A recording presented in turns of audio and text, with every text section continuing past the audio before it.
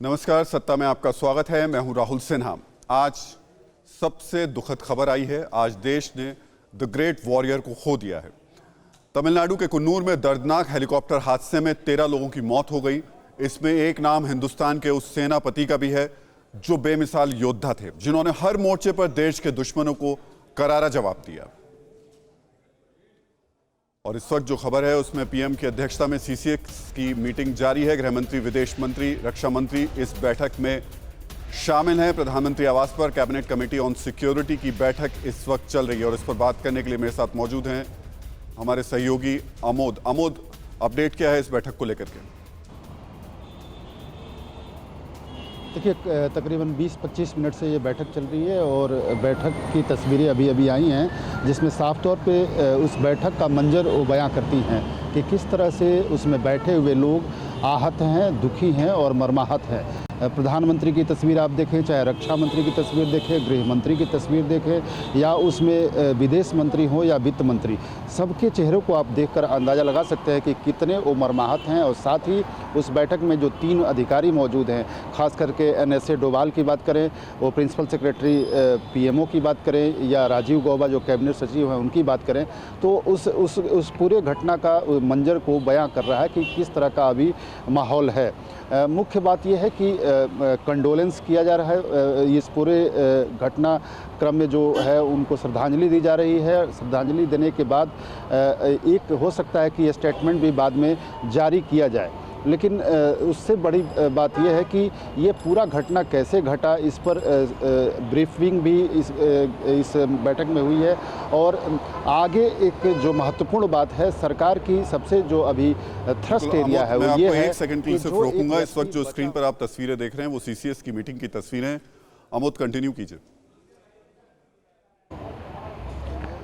सरकार का जो एक थ्रस्ट एरिया है वो ये है, राहुल जी, मैं आपको बताना चाहूँगा कि जो एक व्यक्ति इस घटना में बचा है, जो इस पूरे दुर्घटना को जिया है पल पल, और जिसकी जान बची हुई अब तक, उसको कैसे बचाया जाए इसकी पूरी कोशिश की जा रही है। उसके लिए हर संभव प्रयास किया जाए, ये सरकार के द्वारा संभव कराने की कोशिश की जा रही है, ताकि क्या हुआ उस वक्त, उस क्षण में क्या हुआ, कैसा मंजर था, आखिर नॉर्मल वेदर में हेलीकॉप्टर कैसे क्रैश हुआ, इन तमाम विषयों पे का उत्तर मिल सके, ये वही व्यक्ति बता सकता है। हालांकि उसकी जी तो ये बैठक इस वक्त चल रही है प्रधानमंत्री आवास पर, जहां पर CCS की मीटिंग हो रही है। आप तमाम लोगों को देख सकते हैं और जो अमोद बता रहे हैं कि इस तरीके से इस वक्त हर चेहरा बता रहा है कि उसने क्या खोया है। और ये चेहरे ही नहीं, देश के आप किसी भी व्यक्ति से बात कीजिए, किसी भी आंखों को देखिए और चेहरे को देखिए, तो समझ में आता है कि देश ने आज एक बड़े योद्धा को, एक वीर योद्धा को खो दिया है।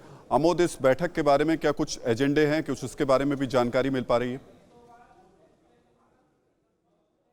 देखिए, इस बैठक के बारे में जो हमें जानकारी मिली है और जो बताया गया है वो यही है कि श्रद्धांजलि देने के लिए बैठक बुलाई गई है, लेकिन जाहिर तौर पे इस बैठक में इस बात पे भी चर्चा होगी कि घटना जो घटी है वो किस कंडीशन में घटी है और उस पर अब तक की फैक्ट फाइंडिंग क्या है। चूँकि मैं आपको बताऊं कि लगातार जो रक्षा मंत्री हैं राजनाथ सिंह, वो जब से ये घटना घटी है, कैबिनेट की बैठक शुरू होते ही वो निकल गए थे और उस समय से वो रक्षा मंत्रालय में बैठकर इस घटना के तह तक जाने की कोशिश कर रहे थे, एक एक इन्फॉर्मेशन जुटाने की कोशिश कर रहे थे।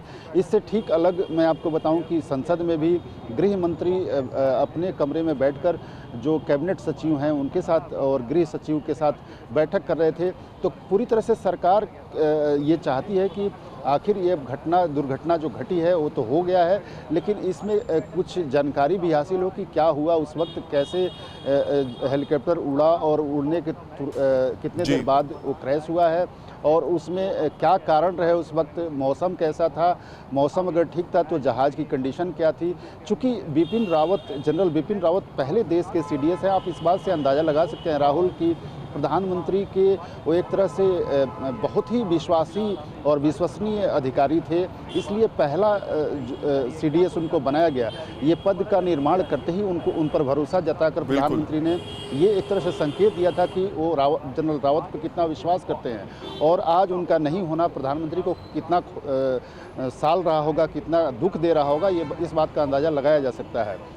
ये बात बहुत स्पष्ट तौर पे बताई जाती है और कही जाती है कि अजीत डोभाल अगर दाहिने हाथ थे तो जनरल रावत बाएं हाथ थे, या एक जनरल रावत दाहिने हाथ थे तो अजीत डोभाल बाएं हाथ हैं। अड़ी सोमवार से शुक्रवार शाम 6 बजे सिर्फ TV9 भारतवर्ष पर।